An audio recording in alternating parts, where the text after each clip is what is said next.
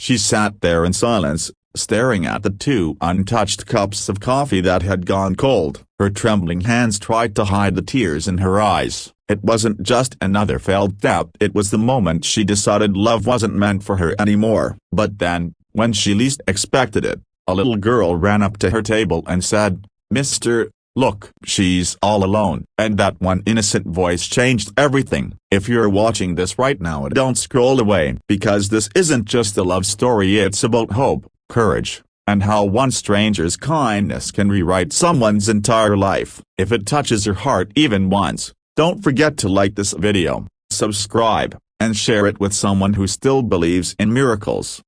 Rain tapped softly on the Café copyright windows. People came and went, chatting, laughing, taking selfies. But Maya Ross just sat there, staring at the empty chair in front of her. She had spent hours getting ready, curling her hair, choosing the perfect blue dress, practicing her smile in the mirror. It was her first date in 3 years. Ever since the car accident that had paralyzed her from the waist down, she had been scared to let anyone close. People saw the wheelchair before they saw her. But when she met Daniel online, he seemed different. Sweet, kind, funny. He said he didn't care about her condition. He said he wanted to meet her in person. That's why Maya had hope. Maybe, just maybe, life was giving her another chance. But as the minutes ticked by, that hope faded. 30 minutes, then an hour. Her phone buzzed with a single message: "Sorry, I can't do this. I didn't know you were in a wheelchair." Her heart sank. She turned the phone face down,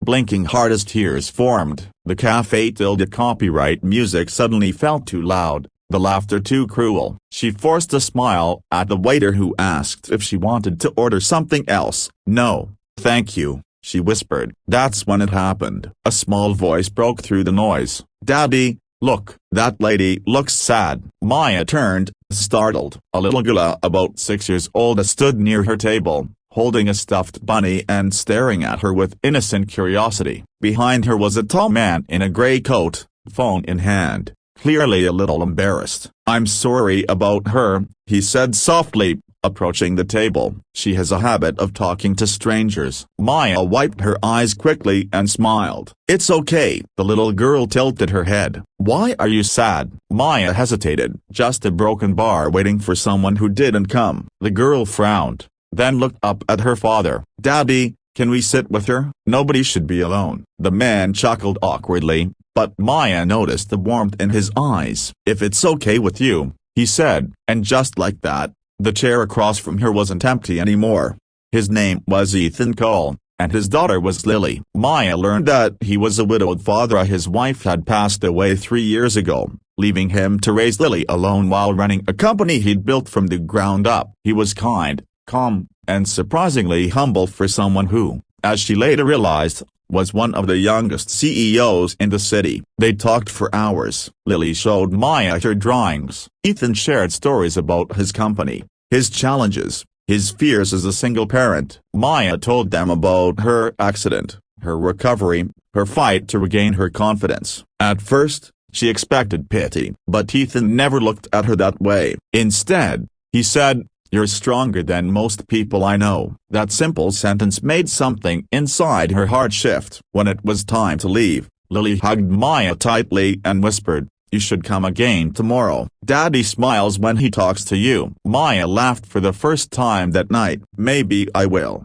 Days turned into weeks. Ethan and Maya began meeting often, sometimes by accident, sometimes on purpose. Coffee turned into lunch, lunch into long walks by the riverside, where Ethan pushed her wheelchair and they talked about everything from broken dreams to favorite songs. He introduced her to Lily officially, and the three of them spent weekends together at parks, museums, and even small picnics. Lily called her Miss Maya, but soon it became Aunt Maya. Slowly, the woman who once believed her life was over began to feel alive again. But not everyone understood. When the media found out that a high-profile CEO was spending time with a disabled woman, the headlines were cruel. "Pity or love?" they questioned. Ethan's board members warned him it might hurt his company's image. Maya read every hateful comment, every rumor, and it broke her heart. One night, she told Ethan, You don't have to do this. People are talking. I don't want to ruin your reputation." Ethan sighed deeply, kneeling beside her wheelchair. "Maya, listen to me. You're not my charity. You're my peace." Her eyes filled with tears. "But the world, let them talk," he interrupted gently. "They don't know what it's like to find someone who finally makes the pain stop." And for the first time, he took her hand in his.